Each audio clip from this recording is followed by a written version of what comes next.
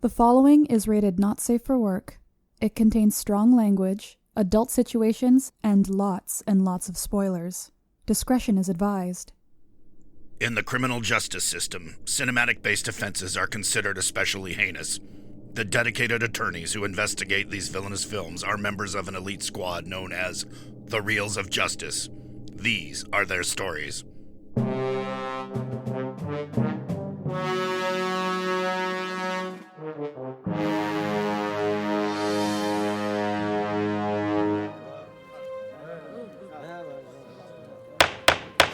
Order, please, order! The Reels of Justice is now in session. The Honorable Judge Maynard Bangs presiding. All eyes for the Honorable Judge Bangs. Be seated. Welcome to the Reels of Justice. Today we are hearing the case of The People vs. Gremlins 2, The New Batch, a 1990 comedy about destructive little creatures that terrorize the denizens of a high-tech New York skyscraper. For those of you unfamiliar with our court proceedings, we are here to determine if this film is guilty of being a bad movie. As always, films are to be considered excellent until proven awful, and the burden of proof lies upon the prosecution to prove beyond a shadow of a reasonable doubt that this film is guilty. Mr. Big Ben Haslar, you are appearing on behalf of the prosecution. You may present your opening statement. I'll have to weigh my words carefully, Your Honor. The last time I saw a cinema lawman critiquing a Gremlins movie, they got taken down. Anyway, Gremlins 2 is a movie that did not want to be made. After the huge success that was the first movie, creator Joe Dante said he was done. No more Gremlins. It's a self-contained and perfect the way it is. But with dollar signs in their eyes, the studios tried to figure out the formula on their own on how to make this first, admittedly great film into a sequel. 5 years passed, ladies and gentlemen. 5 years. And an entire company of writers could not figure out how to make a decent sequel before they finally crawled on their hands and knees to Joe Dante, the man who did not want to make a sequel, and said, we'll pay you whatever we want. We'll let you shoot whatever you want. Just give us another Gremlins film. We beg of you.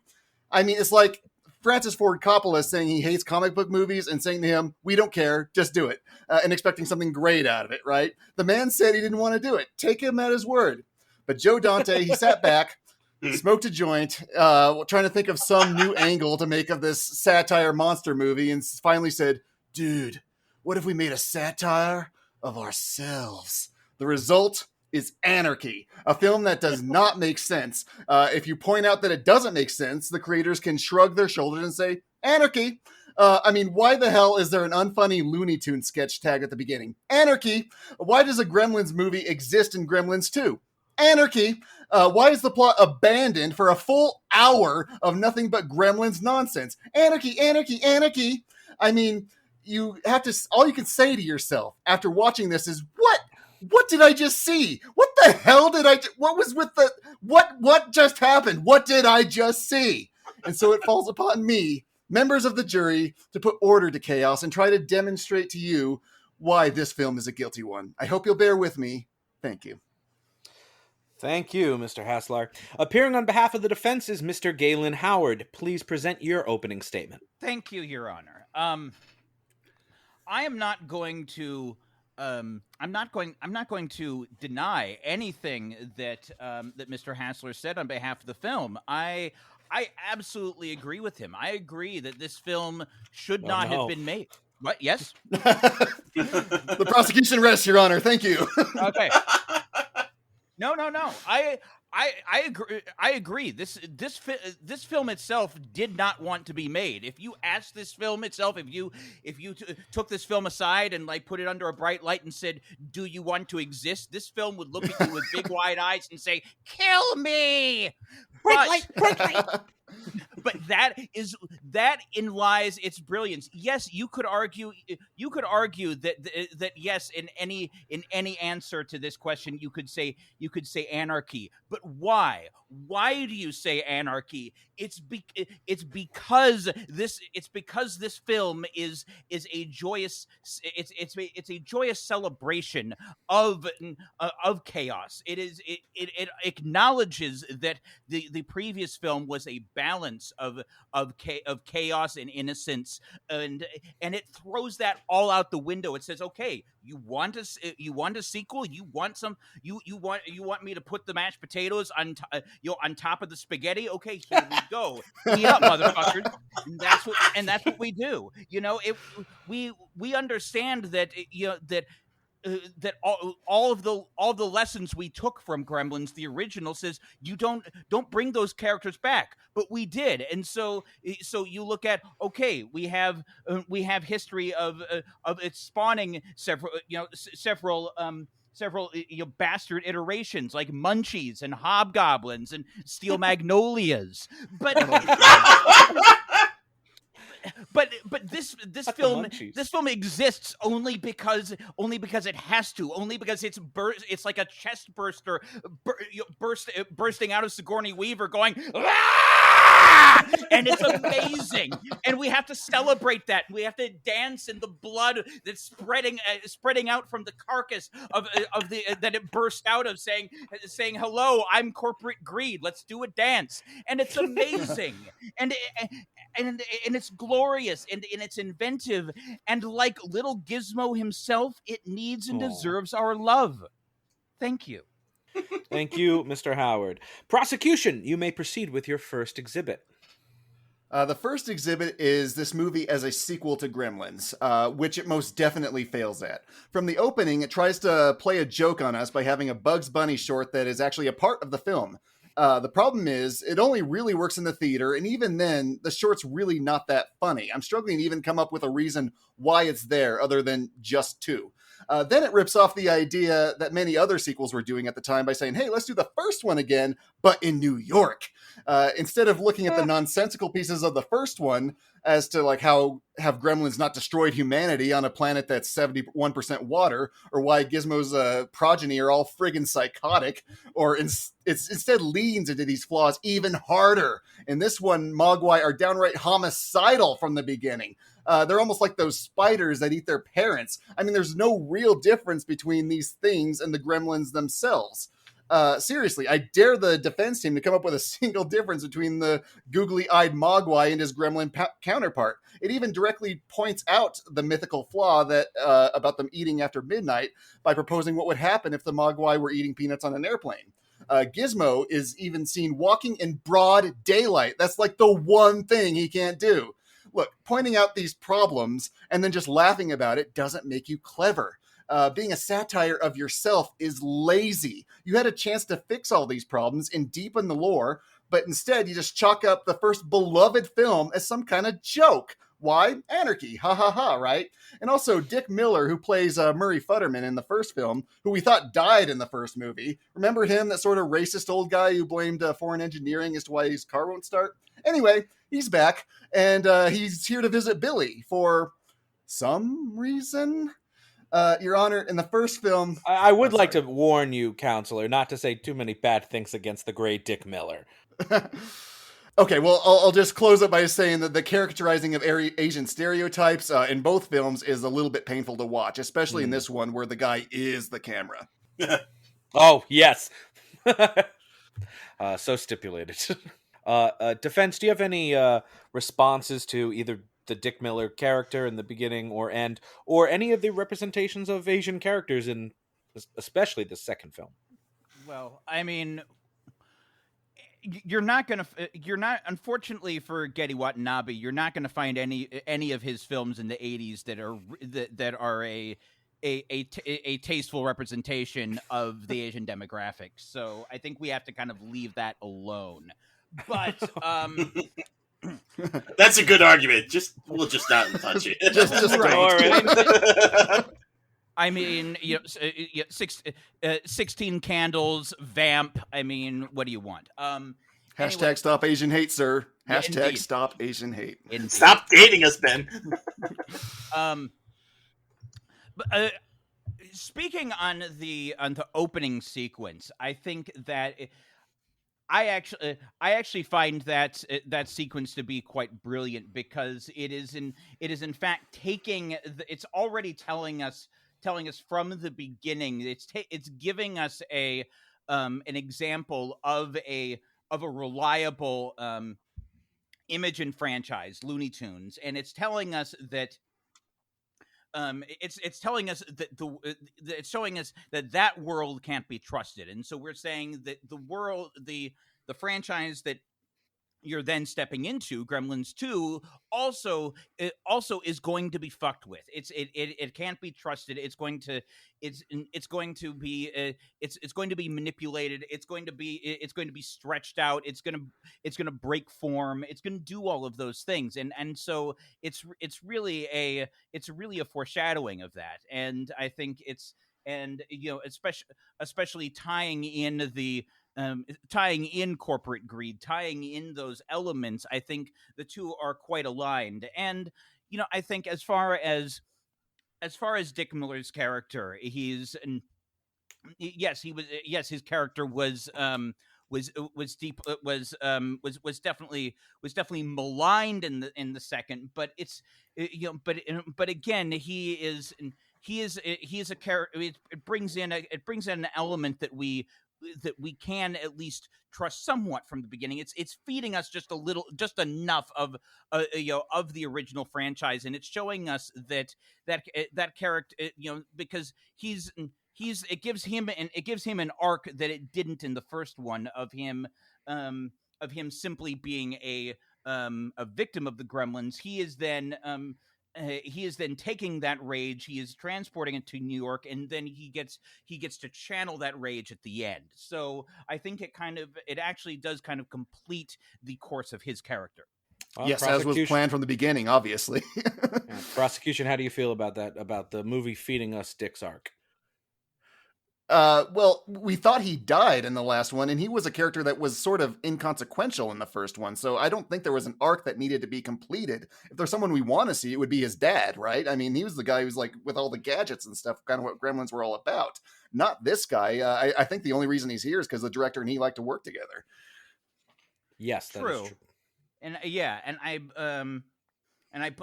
also believe that that the character who played the father, Hoyt Axton, was deceased at this point. That would certainly hamper his ability to come back. Yes. Well, why is he here to visit Billy? They never say just that he is. My next point is this. Yeah, just that he is. just accept it. The next point is this film is a satire. So instead of being a true sequel, instead of that, what we get is a film that satirizes the first one, as well as 80s, as well as sequels in general, I guess. Let's talk about the technology. It fails as a satire here, as the things it's joking about now actually exist. 24-hour cable channels based on specific interests, computers that talk to you. These things are actually here now. If this were Back to the Future or something, I'd say, wow, brilliant. You absolutely predicted what people will be into. But here it's played as some kind of joke. Like, who would actually want a cable channel where there's nothing but cooking all day? Who would actually want a coffee shop in the place that you work? And here's another little annoyance. That sort of applies to the first one. The technology is on the fritz even before the Gremlins hatch. So what did the Gremlins even do? These things were meant to be like sort of the urban legend as to why all your tech fails, specifically aircraft in World War II. It's in this movie, it's a mess beforehand. So the association of the monsters and the things that are going haywire don't connect at all. Defense? I don't think that pointing out the flaws in the technology are really make the arrival of the Gremlins irrelevant. I think if anything, it ushers it in. I think it's showing us that this is a world that embraces change for the sake of change and will seize on any opportunity. And so I think it's showing us a world in which the Gremlins are, will be at home. It's showing us a world where the Gremlins can find that chaos and build on it, and that's why the chaos is doubly impacted, in this film. So I think it's not something that. I don't think it deadens the impact. I think it definitely it sharpens it. I have to disagree. Like people being trapped in the elevator, or the revolving door. I mean, that would be funnier if that's something like the Gremlins were doing beforehand. It's just sort of like, oh, look, technology fails. Neat. Prosecution, next exhibit. My next exhibit, and my last one, Your Honor, is the bonkers last hour. The last half of the film is an hour of pure, nonsensical chaos. For one, we have fourth wall breaking, which 9 times out of 10 doesn't work. Having Leonard Maltin review the first film, where Gizmo, Billy, and all take a part, is the worst insult, but there's so many Gremlins gags going on here that you just can't focus on them all. The movie needs a strong dose of Ritalin, Your Honor. It's like some kind of fevered dream. We have vegetable gremlins, a gremlin that turns into a woman, a smart gremlin who grows glasses out of his head, I guess, and wants to put on a production of New York, New York for some reason. Gremlin turns into electricity, which I would have completely forgot about if it wasn't for them using it to kill off the other gremlins at the end. Not that it made much sense, even if I did remember about him being trapped into a phone system. A Batman logo shows up because they own Batman, I guess. A dentist detour because dentists are scary. One gremlin becomes immune to sunlight thanks to the smart gremlin, but I have no idea why he didn't just inject himself and all the others with the other part of that formula. I mean, I know why, anarchy, but it would ruin the trajectory of the plot. And I use that term in the loosest sense, Your Honor. These scientists are leaving their "will mutate you into a spider, please do not drink" formulas just laying about. My eyes almost always manage to gravitate towards these gremlin puppets that don't have any animatronics, and they're just sitting still there in all this craziness. And if you're watching a VHS version, you're treated to some dude doing a bad John Wayne impersonation. Look, there has to be some Did kind you watch of the VHS? I watched the scenes from both, Your Honor, to prepare. Ah. The Hulkster, yeah, I mean, it was okay, I guess. But it's better than the bad John Wayne impersonation, but I'm not sure that it, fixes it. But there has to be a driving force here. Chaos for the sake of chaos is not worth watching. The first half was okay in this regard, but then it turns into a friggin' cartoon right before your eyes, and you can't help wonder, why am I watching this? I'm not attached to any of these characters. There's nothing to latch onto once this new batch hatches. It's an absolute mess, and it's painful to watch, and members of the jury, I pity you. The prosecution rests. Oh, very good. Thank you, prosecution. Mr. Howard, you may now present your first exhibit. Okay, my first exhibit is the character of Zach Galligan, Billy.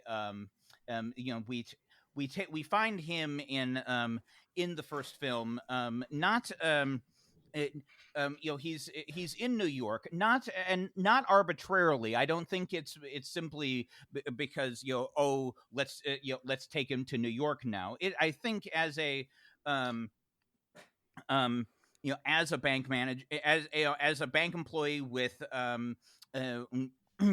with creative aspirations, I think he's naturally drawn to the industry of New York, and so I think his character from the first one is kind of he's learned his lessons from the first film in his teenage years, but now he is stepping nervously into adulthood, into kind of the chaos of a career lifestyle, and so I think he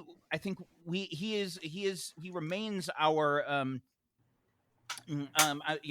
our kind of our protagonist, our eyes and ears into this world, and so I think from the beginning we sympathize with him, trying to make sense of this world, trying to navigate his sort of career-minded, but also kind of romance-minded and boss who both sees him as an asset and a possible romantic partner. It's all about power. I mean, all of this is about power. She wants power. The John Glover's character who runs the entire building. He wants power. The Gremlins ultimately want power. It is a kind of fight for power, and then Billy is kind of is kind of the pure heart that's caught in the midst of it, is kind of careening back and forth inside of it. So I think that's really what, even as in the second half of the film, as chaos is falling all around us, as as random monsters start popping up, as we get spider gremlins and sexy gremlins and You and throw gargoyle objection. gremlins. Not sexy. Not sexy. Let the jury decide that one. I'm going to overrule that prosecution. There are Oh. different definitions of sexy. Yeah, my sweaty shirt collar says otherwise. But yes, it's so from that perspective, it really from his perspective, we're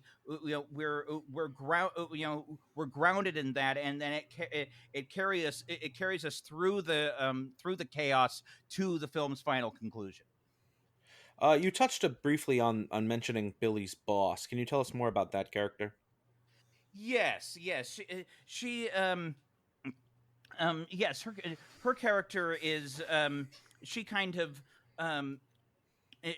emerges as sort of a foil to his to Kate and to their the next step in their relationship. It's kind of a point at which he's trying to move forward in his career, and then she's there as an obstacle, basically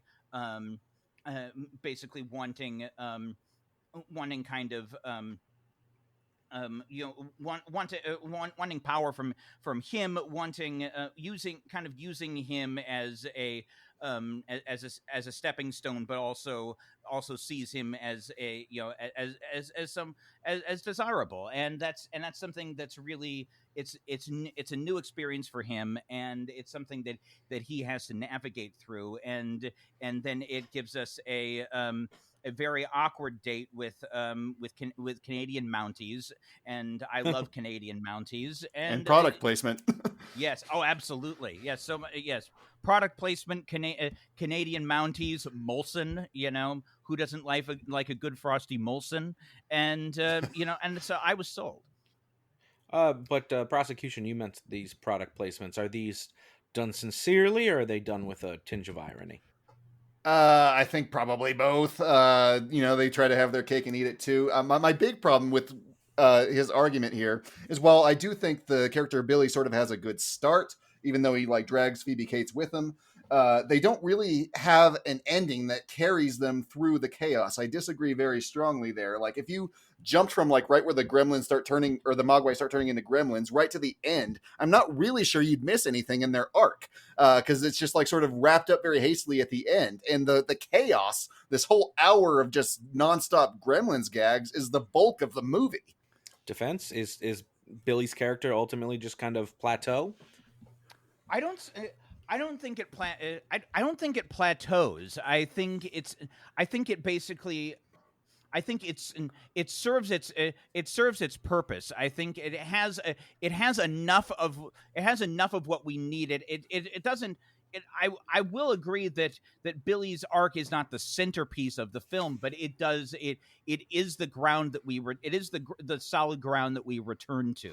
I don't think it's. I would agree. You're not going to get a solid, the traditional satisfying conclusion at the end with his character, because that's not the focus. It is really showing us chaos reigning. It is showing us that when when you feed corporate greed upon corporate greed, that's what you get. And I think it's not a formula that works generally. I think it's one of those things that you can't have many Gremlins 2s out there, because you can't Thank because God. yes because That would be there Gremlins 3. Oh, please don't tempt me with a good time. but the reason for that, the reason that it works is that it knows what it is. It knows that it knows that this is it. That what it's creating is a creature that kind of parallels the gremlins in the film itself. It's basically saying that when you film, if you feed this film after midnight, you're gonna get spider gremlins. You're going to get. Yes, I insist. No, if you feed it after midnight and you leave a spider formula leaving around, then you get a spider gremlin. Thank goodness. And then you get sexy gremlins. Sexy gremlins. Defense, you've touched on the corporate greed of the point. So I'd like to hear a little about the character of Daniel Clamp. Absolutely, yes. Daniel Clamp, played by John Glover, deliciously by John Glover. Yes, he basically is the symbol of corporate greed, the icon of corporate greed in all of this. He's the one that gives us the chaotic revolving doors. He gives us the monitoring speakers saying like, hey buddy, did you wash your hands? He gives us all of these and there's all, he takes every opportunity to insert himself, like every corporate opportunity, every money-making scheme is kind of is an extension of himself, is an extension of his opportunistic personality. And so the whole Clamp Industries is kind of an extension of his character. There's kind of Clamp the human and Clamp the and Clamp the enterprise, and so I think that is just done so brilliantly throughout. And I think there's I think it's very I would agree that it's challenging to create a character like that who is unto himself a seemingly antagonistic character, and then put him up against the gremlins. But I think that is what makes the film work, is that you have at the end of the film I don't think the film is really there to give us a resolution. I think the film is really there underneath all of it. It's really saying that corporate greed wins. I think when you have Billy going off and making a deal with Daniel Clamp, the devil himself, really, he's it's kind of, I think, really underneath all of the chaos, all of the surface level, roller coaster ride of it. It's really having you decide, like, which is worse, Daniel Clamp or the gremlins, which are you going to take? And I think that's where the film succeeds. I think it's a very, I think underneath it all, there's a layer of, the satire is both very much on the surface, but also underneath, where it's really telling you that this is, yes, this is a concept that shouldn't have worked. Just like so many things that corporate America will pawn off on you, for its own for its own makings, for its own perpetuation, and that, I think, is how the film succeeds. Prosecution, well, do you have any rebuttals? I do. I think what you're saying could have worked if Clamp was an antagonistic character, like some people I might know that he's based on, or and the Gremlins are also antagonistic, and you have these two evil forces coming head to head with each other. But that's not really what happens. The problem is Donald Glover is just so fun. He's having too much of a fun time. He's almost charismatic. He messes up that character by not really being a villain, and you're kind of with him at the end of it, honestly. Absolutely. You also meant John Glover. Yeah, John Glover. Yeah, the guy who played him. Yes. Yeah. Donald Glover is Childish Gambino. Oh, I'm sorry. Yeah. John Glover. My mistake. Yes, I think Donald Glover was 3 at this time. So he would have been great in that role, though. He would be great in anything he does. Absolutely, even at 3. I I mean that's that again. Yes, he is having he is having so much fun. He is this is kind of his playground. He's kind of, and that's, I think the thing is he has created a playground for, unwittingly created a playground for the Gremlins. He has created, like I said, he as corporate America, he has kind of created the perfect playground for the Gremlins, and I think that's what they're saying is that that we've is that at the height of our industry, at the height of all of that, we have created an environment where only chaos can reign ultimately, where we're in the right in the right cocktail, in the right kind of concoction of all of it. You have a formula that it's only going to create mass explosions. And and that's and just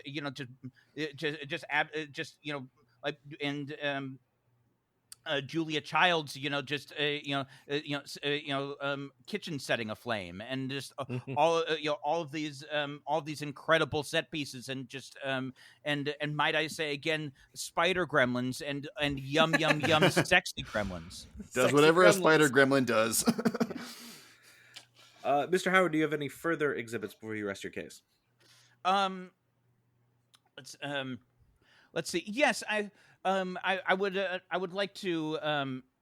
Mr. Haslar did touch on the fourth wall breaks in the beginning, in the middle of the film. But in the beginning of the film, we've with the Looney Tunes. That is technically the first fourth wall break, and so I think again, I think at the moment around the 70-minute mark is when it gives us the moment in which the film of Gremlins 2 breaks down and melts in the and it's given us this sort of wonderful meta moment where it's basically it's basically saying that the chaos, it's basically showing us that the chaos within the film is too much to be contained, and I think that is objection. Hulk Hogan contains it pretty well. Well, it was. Whose side are you on, prosecution? You say you can't be contained. Like, he gets it back on track, so it is containable. It bubbles over, and then the mighty Hulkster himself does get it back in the pot. But it's a bubbling, my friend, and I mean, if you're dealing with something in spectacular and inhuman, you can only fight that with something equally spectacular and inhuman like the Hulkster. So that's that's why.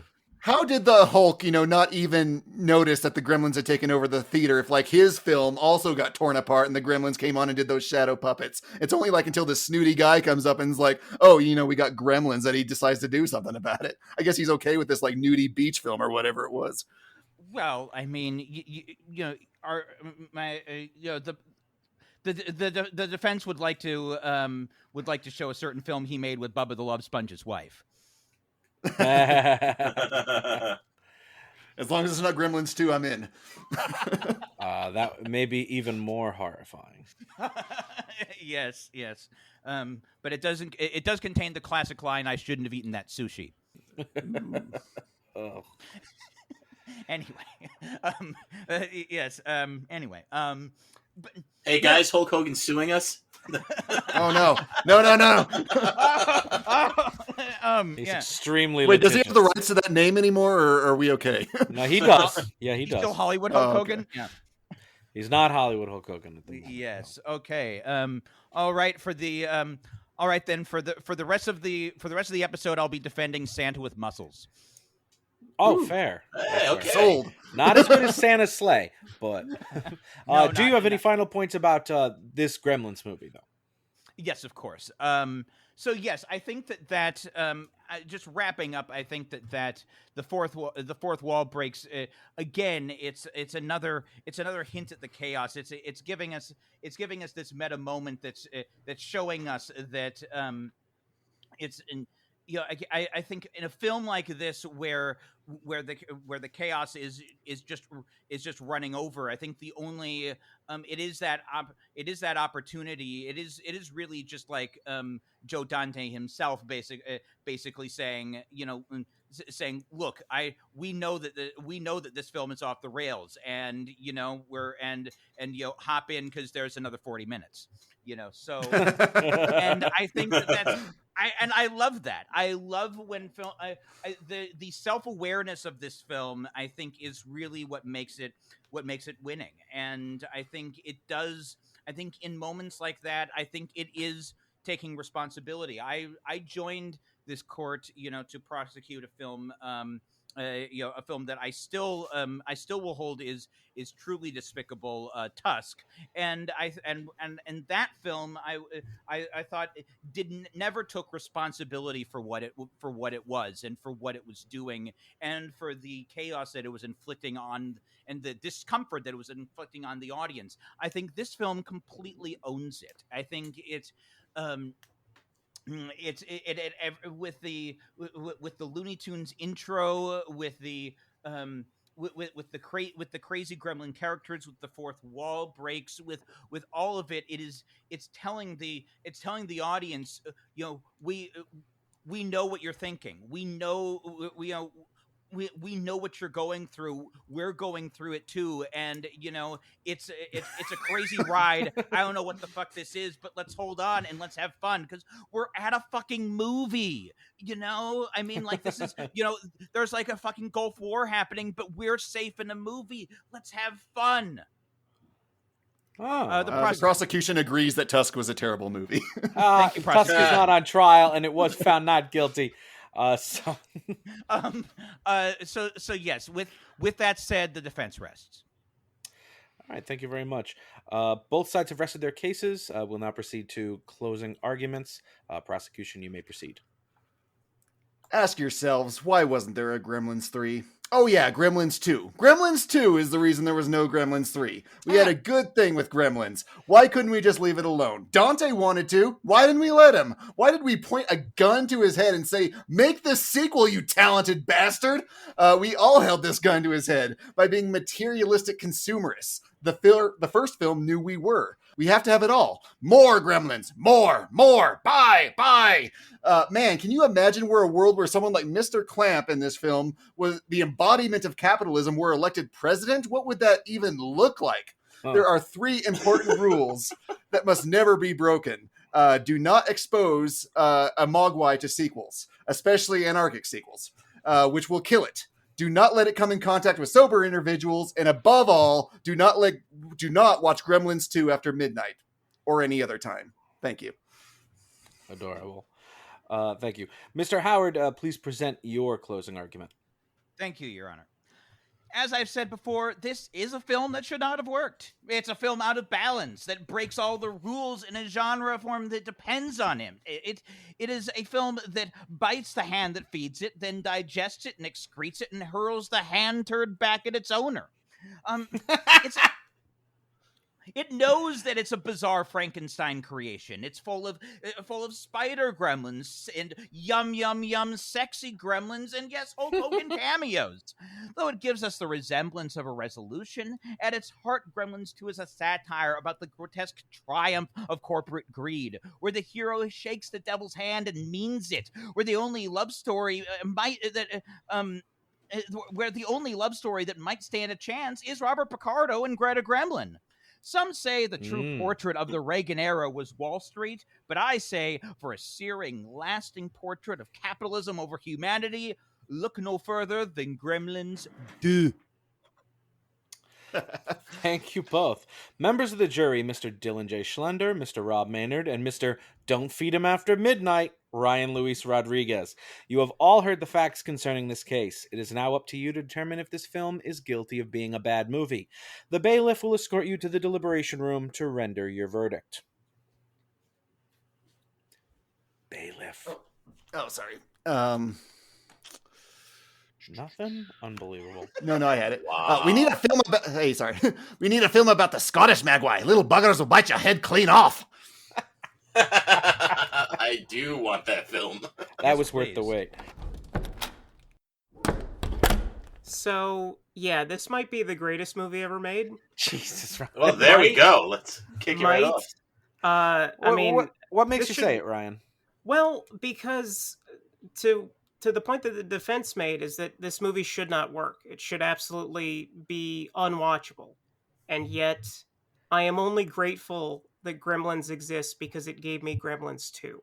You're history's greatest monster.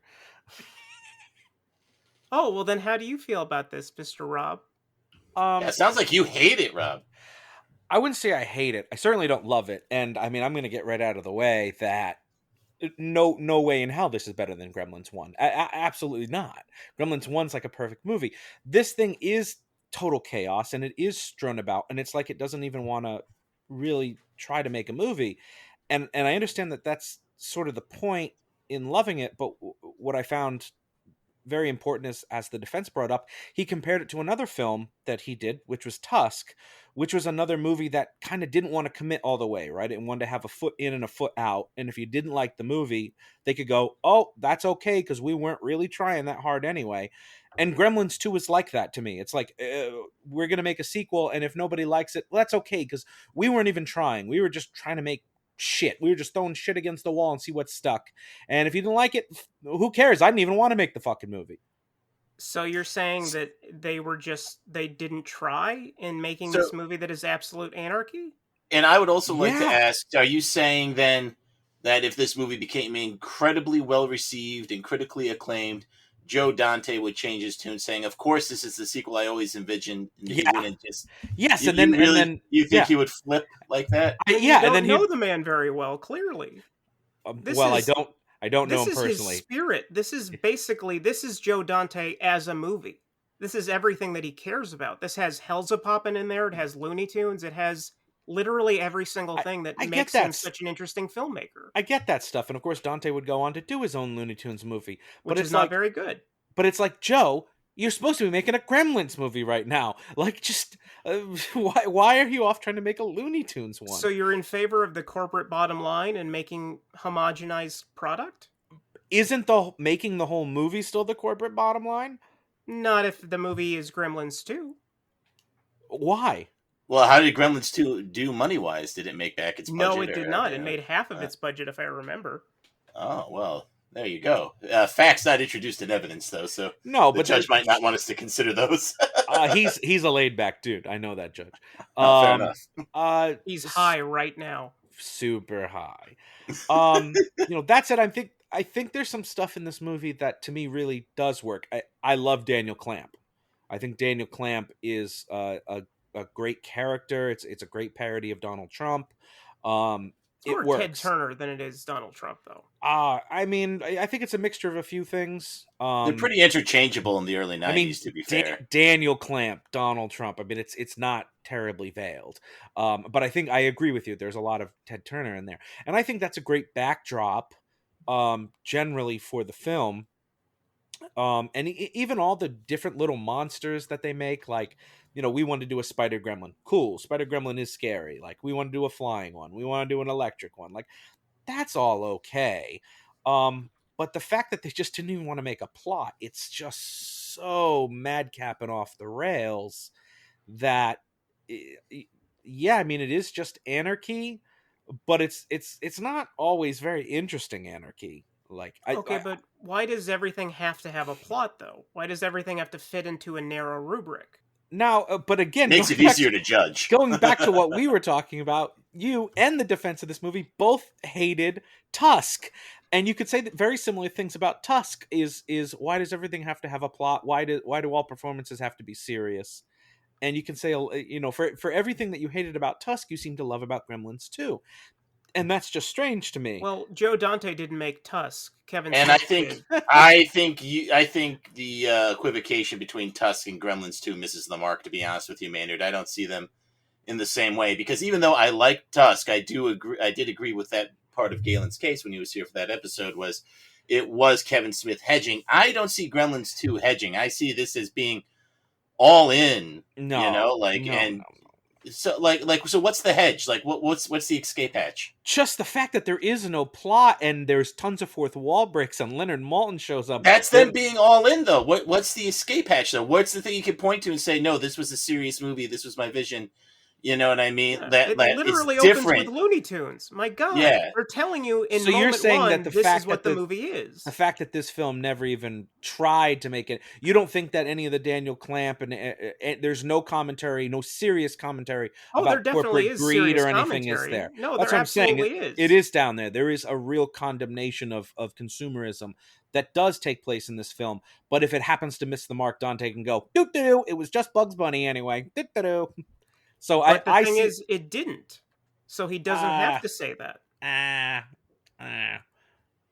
don't know. I think this might be like another Josie and the Pussycat thing. I don't think the commentary, such as it is that particularly strong. It's pretty cookie cutter. You know, Robert Picardo is the evil heavy for like the big evil corporation guy. And then you get that little bit of a twist.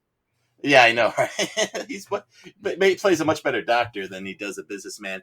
But he then, because then you get Clamp at the end. He's kind of becomes the good guy, right? Like he actually, the plan they have to stop the Gremlins actually would work. If they tricked them outside, I wouldn't say he's a good guy. Well, I mean, that's he is. The thing. Like, it doesn't have to be hard-hitting satire. It just has to point something out. And I don't think that Joe Dante is making this and thinking that really that the Clamp character actually matters that much. I think that that's kind of like a background. I think I think Clamp is... Yeah, you need an excuse to have them in a big building. Like, if you're comparing this to Tusk is clearly the work of somebody who got really high and thought, what if this is a screenplay that I wrote? You're gonna watch, someone's going to watch Gremlins 2 and go, this isn't the product of someone getting really high. No, this is the product of somebody that's at the peak of their imagination.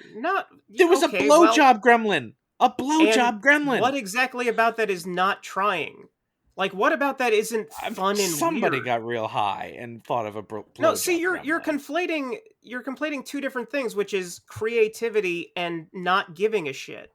And I think that I don't think that you can actually look at a movie where they have 18 different types of gremlins, all of which have their own arcs, all of which have their own. They don't all have their own arcs. I don't see how you can look at all that and say that nobody was trying.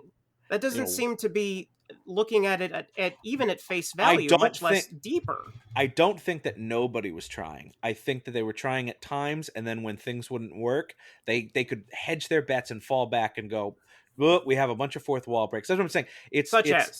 Let's give me two examples. What are the examples of what? Of when it doesn't work? Like when there's a whole Hulk Hogan cameo and it's about the movie breaking up. But how do you see that as a hedge, though? Maynard? Yeah, like there's a fundamental disconnect between what you're saying your argument is and then what you're presenting, because I don't see how this is. There is because you're not showing how this is a hedge. You're not showing like how they were trying to like couch anything or hedge their bets against people's criticisms. I mean, it sounds like this is exactly the kind of movie Joe Dante wanted to make. A dead serious movie with a Hulk Hogan cameo halfway through where they break the fourth wall. But this isn't dead serious. No, it's not a dead serious movie, though. That's okay. The so then point. You're making it's supposed to be they made It's literally a moment from Hellzapoppin'. It made a silly, pointless joke of a film, which also criticizes corporate greed and attacks the sort of model and system that forced Joe Dante to make a sequel he didn't want to. So you would rather have something that was completely by the numbers and was just the first movie all over again, instead of something that actually dug a little deeper? It definitely doesn't dig a little deeper than the first one. The first one manages to be whimsical whatsoever. The first one manages to be whimsical and fun with a plot, with continuity. Yeah, the plot. Gremlins are out here.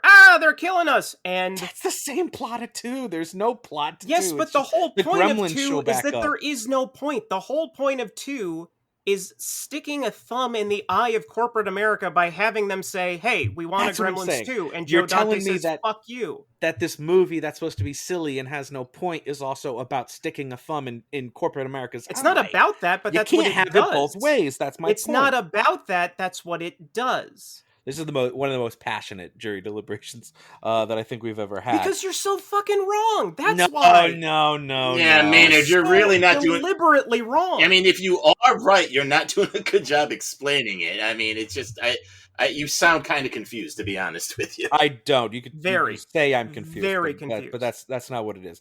I see this definitely as a movie where they want to have a message and undertone, but then at the same time they want to have silly fourth wall breaks and pretend it's a cartoon movie. I don't see how that's a bad thing.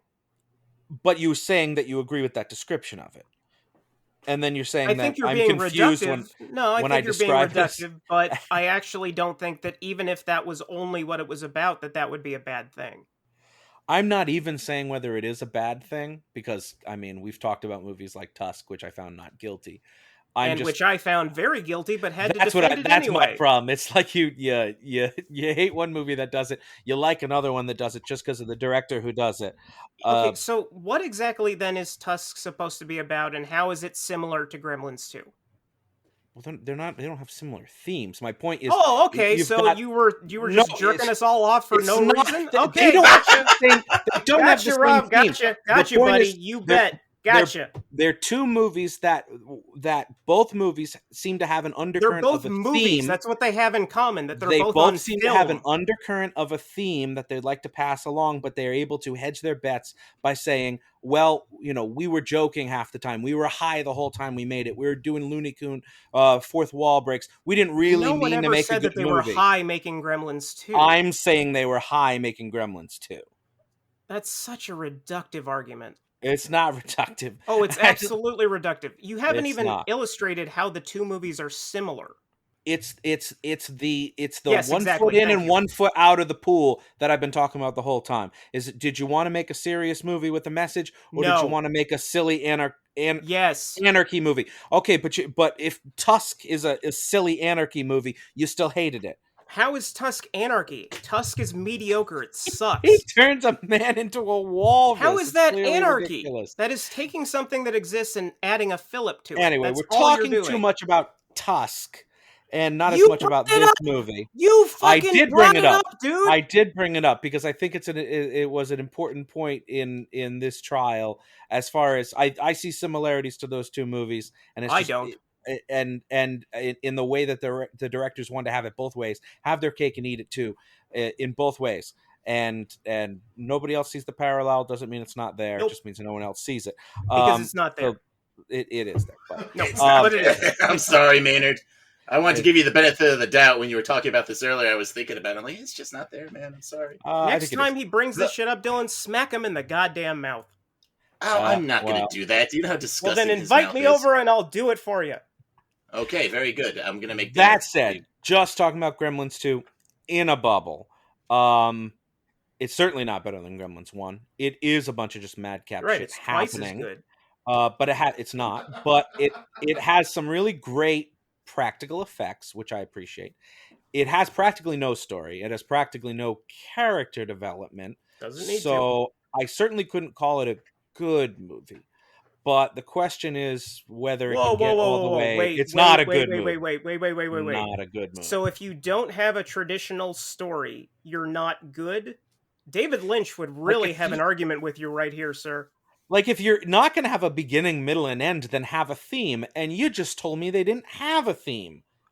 You told me it was anarchy and madcap cartoons. Anarchy is a theme. A lack of a plot doesn't mean, now our message is anarchy. You're right. The actual anarchy in the movie means that it's anarchy, which is a theme. We're not talking about Tusk anymore. We're not allowed to. We talked too much about it. We need to talk about Gremlins too. Technically, the defense brought it up. So, I just wanted to share my thoughts on it. And, it made Ryan mad because we attacked this silly movie about nothing. I mean, I like Hulk Hogan. I don't think Hulk Hogan needs to have a cameo in this movie. That just kind of... I'd love to see your other notes on this film. All right, Ryan, share your notes on the film, then. I think I just did by arguing with you for about 20 minutes.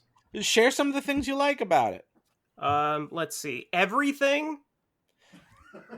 That's your notes? Like, come on. That's pretty reductive, Ryan. Thank you. I don't have notes. I literally like every single thing about this movie. I think that it has gotten maligned for far too long because simply it does not fit into this little narrow rubric that you're putting it in right now. That You if like it doesn't have A, Jurors? B, and C, that it can't be good. I don't understand. Like, cinema is beyond that. A, Cinema B, is and not C- about does it have X and Y. It's about does this have an effect on the people that watch it. And clearly, if I'm going to argue with you for 20 minutes, it does have an effect on the people who watch it. It certainly has some sort of effect on the people who watch it. Certainly effect on you two. Yeah, for sure. Well, look, Dylan, what Ryan, did you think? You're sort of the silent majority. You said some things, they weren't really I gotta say, this consequence. is probably the least I've ever talked in a jury deliberation. I like hearing you guys go at it. Look, I like it, but here's the thing, though, is I think this is What do kind you of like like lightning about in. Well, I think it's kind of like lightning in a bottle. I think it's funny, or lightning in a phone, as the case may be. I think it's funny. I like the gags. I like seeing all the different gremlins running around. You know, I like all that. In this movie, I think it works. You know, other movies where they break the fourth wall and stuff like that, like Deadpool or something, it kind of makes me cringe. You know what I mean? So I guess this is one of those movies where, like, on paper, if I were to look at it, I'm like, I don't like any of these things. But seeing it all together as a finished product, it's a lot of fun. And honestly, I do think it's pretty good. I am going to withhold whether I think it's better than Gremlins 1, since you guys are very strongly opinionated on that, and I don't want to start that up again. That will be for the sequel episode when Gremlins 3 eventually comes out. Which is And- hopefully Whoa. never. It Yeah, won't. So I'm going to vote then, since I'm not the foreman, and I'll just get the ball rolling, I suppose. I'm going to go ahead and say not guilty by reason of insanity. I mean, what's the insane? Who's insane? You. You guys, both of you. Okay, so you don't think the filmmakers are a little wacky at all? They were very straight laced when they made this, and I think this is the movie. I mean, were they Joe trying to Dante- make a good movie, Dylan, or were they trying to spit in the face of the people that forced them to make a movie? I think they were trying to make a good movie, and I think they did make Why a good not movie. both? I don't think nothing but sour grapes is a good reason to think a movie is great. It's like, oh, this movie was made out of spite. It's wonderful. It's not just made out of spite, I don't think. And even if it was, it still lands. Like, if you take what's just on the film, just what you're watching on your TV, it lands. It What works. lands? Elaborate. What lands? What part really stuck out to you? What really resonated? Well, like I said before, I like the setting. I like the big futuristic building, you know, with the go-go 80s. I like all the different gremlins that we get to see running around. The spider gremlin, the blowjob gremlin. The smart gremlin is hilarious. Brain gremlin. Yeah, right? I mean, like the musical number hits like this. You know, it kind of is like a live-action cartoon, you know, and I really dig that. So those are the things that I think land. All right. Though I gotta say, it's weak tea. It's weak tea. In Ben's defense, though, I do like how he pointed out how gremlins are traditionally thought to like cause the issues with technology, particularly in World War II. And when that building is so ripe with technology for it to already be having technical issues before the gremlins show up, it probably could have been done better.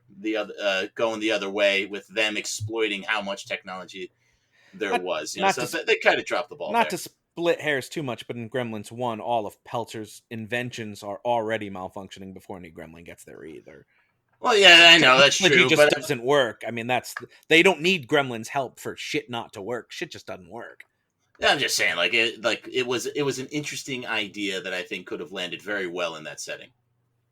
Maybe I like the technology building, and I like the kind of peer into the future. I mean, the movie does kind of predict some stuff that I think you could tell was going to come, but it still predicts it, and stuff like that. Ryan, would you like to tell me anything else specific, concrete that you really liked about the film?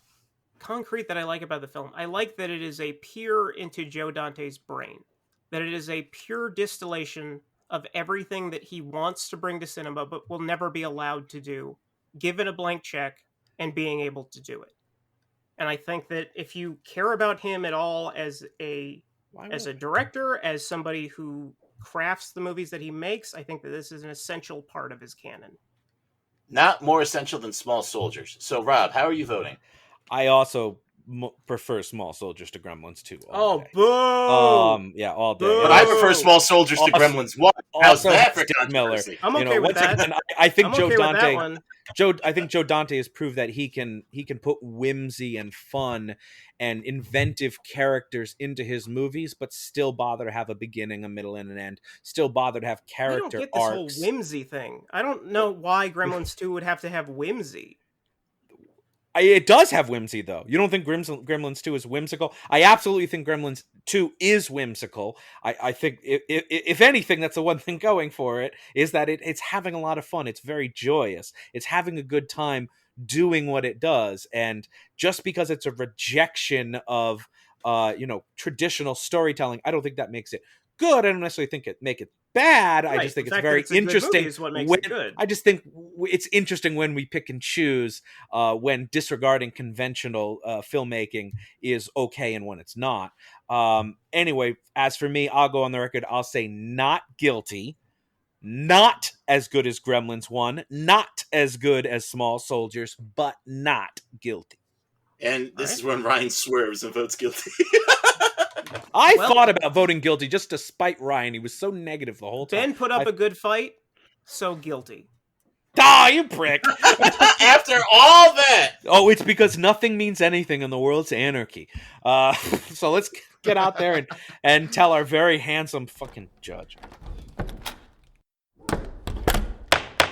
Mr. Foreman, you son of a bitch, have you reached a verdict? We have, motherfucker. In the case of the Gremlins 2, the new batch, we find the defendant not guilty of being a bad movie. Fuck you!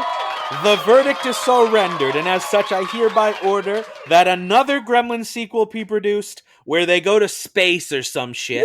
And make it star John Cena. Court is adjourned. Yeah, that would be dope. Dylan, goddamn you.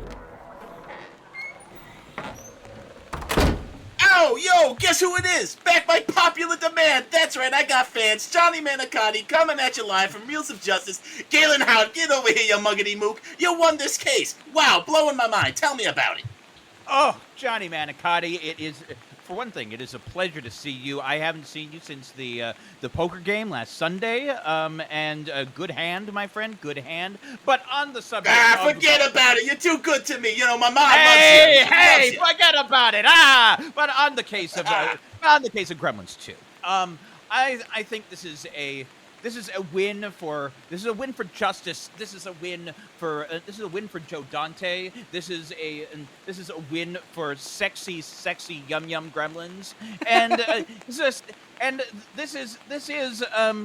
I would argue much to the prosecution's chagrin, this is a win for anarchy.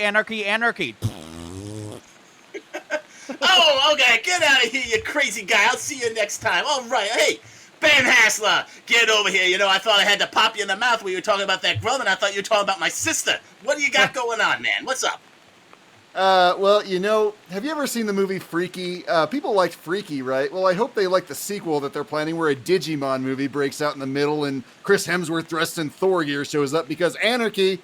Yeah, enjoy that. Peace. Ah, man, I love Chris Hemsworth. That dude's jacked. All right, that's all we got from the courthouse. Let's go back to the studio for post-trial analysis. Johnny Manicotti, out. You know, I don't want a Freaky sequel, but I do want to see what you just passed, Ben. I would watch that movie. I still want the so we need the Scottish Gremlins, the Chris Hemsworth Digimon movie, and John Cena in space. You know, so when Trump got elected president, not to get too political, but that's where you go with Gremlins 3. You have them like take over Congress or something. The Gremlins have taken over Congress. Stripe as his vice president? Fuck yeah. I'll watch that. Oh, absolutely. Mr. Gremlin goes to Washington. Yes. No, but Hell yeah. It was a fun case of a very children. A very passionate jury deliberation for sure. Yeah. So, Galen, what has been keeping you busy lately? What have you been up to? Oh man. Well, things are slowly creeping along, creeping back to normalcy. I've been fortunate to work on a few things that if I spoke about, I'd have to kill myself in seppuku. But Ooh, oh. yeah, but so some fun things around, fun things on the horizon. But more immediately, I have uh, uh, a, um, a wonderful comedy drama that I'm in called Moon Manor, that's making the running the festival circuit right now. I'm very proud of that film. And then I'm in among the cast of an upcoming horror podcast called The Gloom. It's coming out on May 10th, starring none other than Mr. Tobin Bell from the Saw franchise. Oh, wow. Oh, cool. Yeah. So yeah, very excited for that as well. Oh, that definitely sounds cool. Yeah, it's a good thing we taught you so much about podcasting, huh? Indeed, yeah. Make sure you do lots of Scottish and Italian accents. You got to. That's the key to success. That's the key. So we always ask for a recommendation of a movie from our guests that our listeners should check out. So what is a movie that you think our listeners should check out? For just a real oddball off the wall film that it took me years to immerse in. I would heartily recommend Roger Vadim's 1971 film Pretty Little Maids All in a Row. It's this sort of it stars Rock Hudson, and it's a great Rick Hudson. Oh, it's so good. It's he's basically a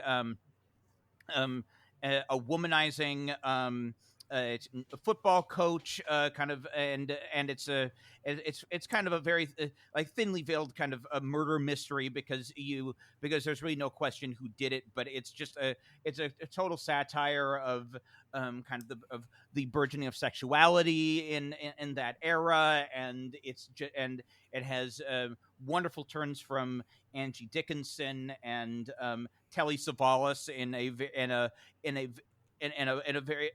pre Kojak yet unmistakably Kojak role, and it's just. Does he have hair?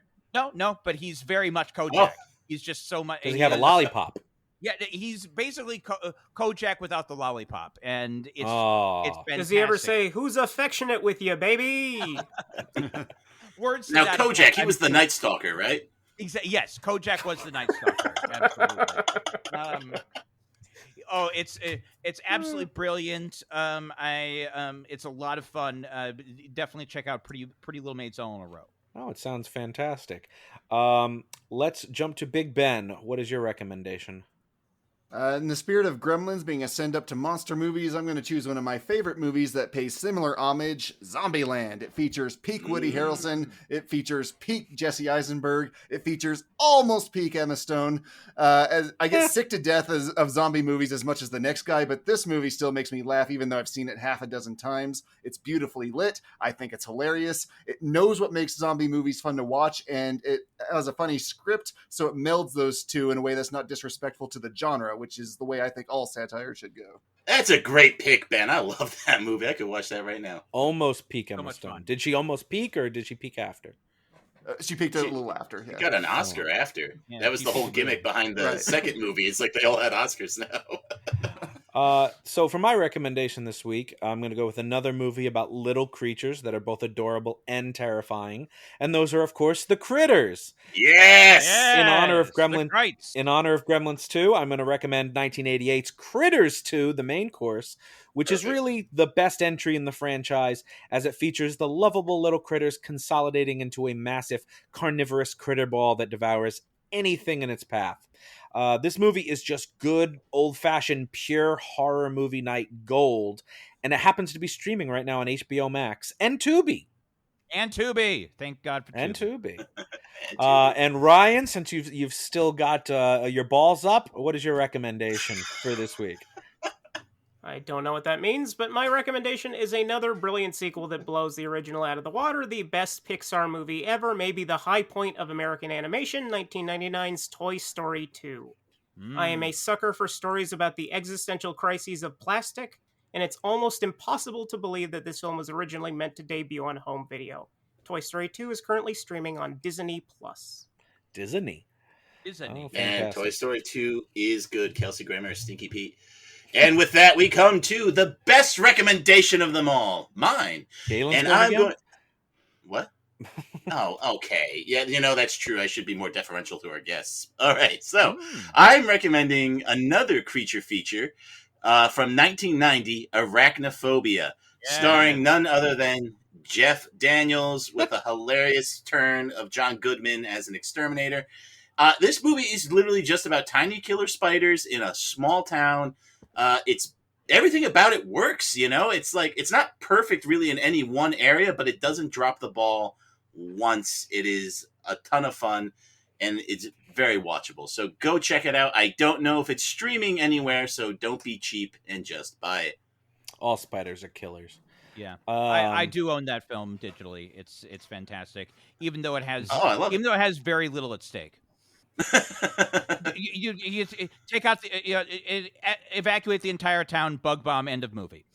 I mean, he's not wrong. They do try to call that spider expert, and then he does. Well, you don't want to give anything away, but it's fantastic. I love that film. I mean, Jaws doesn't have mistakes, right? Close the beach, no one go in the water. Right, pretty much. That was an evil shark, though. Well, I guess these might be evil spiders. You gotta watch the movie. Yeah, Big Bob. Spiders are evil. Big Bob was pretty evil. Yeah. And this feels like as good a time as any to mention that this is our 53rd episode. What? We've made it a full year. A virtual sake. You enjoy it. We made it a full year without Ryan killing me. He tried. It was close. Anytime. It was a little water here at this deliberation, I think. He did get that body double, though, so shout out to our friend Scott Weitz, who's no longer with us. Yep, but, like most anniversaries, we almost forgot, but we remembered at the last minute. So with that, we are all out of show for this week and this season, I suppose. But we'll have to see you guys again in season 2, and hopefully Ryan will still be here. But we'll see. We'll see, but you never know. But we do want to thank our guest, Galen Howard, for joining us. We hope you'll join us again in season 2. Absolutely. Anytime. Yeah, no, we'd be glad to have you back. And we hope everyone else will join us then, too, as the reels of justice keep turning. Cheers. Count it. Happy anniversary. Ba-bam. Bam, bam, bam, bam, bam. And our party favor goes off. Everyone's happy.